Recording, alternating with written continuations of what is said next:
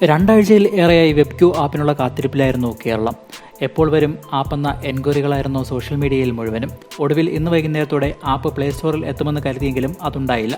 ഇതിനിടെ ആപ്പിനായി കാത്തിരിക്കുന്നവർക്ക് മുമ്പിലേക്ക് ഒരു വ്യാജ ആപ്പ് എത്തി.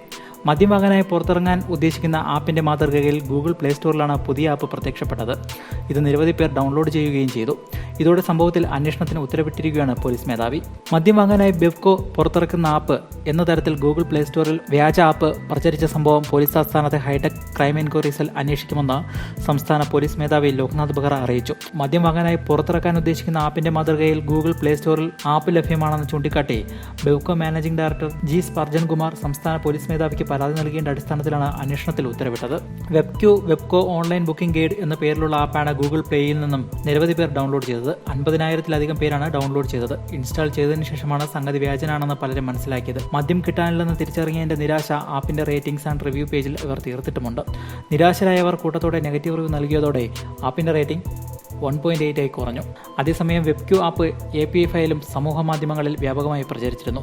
മന്ത്രി 3:30 വാർത്താ സമ്മേളനം നടത്തി പ്രഖ്യാപിക്കും മുമ്പായിരുന്നു ആപ്പിന്റെ ഫയർ ചോർന്നത്. ഇത് ഒറിജിനൽ ഫയർ അല്ലെന്നും ടെസ്റ്റിംഗിനിടെ ചോർന്ന ഫയലാണെന്നും പ്രചരിക്കുന്നതെന്നും ഫയർകോഡ് ടെക്നോളജീസ് വ്യക്തമാക്കിയിരുന്നു.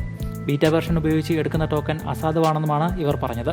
APK ഫയൽ ഫോണിൽ ഇൻസ്റ്റാൾ ആകുന്നുണ്ടെങ്കിലും യൂസർക്ക് പേര് വിവരങ്ങൾ ആപ്പിൽ രജിസ്റ്റർ ചെയ്യാൻ സാധിക്കുന്നില്ല. പ്രതിദിന രജിസ്ട്രേഷൻ പരിധി പൂർത്തിയായി എന്നാണ് രജിസ്ട്രേഷൻ ചെയ്യാൻ ശ്രമിക്കുമ്പോൾ കാണിക്കുന്നത്. ഒറിജിനൽ ഫയൽ പ്ലേ സ്റ്റോറിൽ നിന്ന് ഡൗൺലോഡ് ചെയ്ത് ഇൻസ്റ്റാൾ ചെയ്താൽ മാത്രമേ രജിസ്ട്രേഷൻ ഉൾപ്പെടെയുള്ള നടപടികൾ പൂർത്തിയാക്കാനാവൂ എന്നാണ് കമ്പനി അധികൃതരും വിശദീകരിച്ചിട്ടുള്ളത്. ആപ്പ് എങ്ങനെ ഉപയോഗിക്കണം എന്ന യൂസർ മാനുവലും കമ്പനിയിൽ നിന്ന് കഴിഞ്ഞ ദിവസം ചോർന്നിരുന്നു.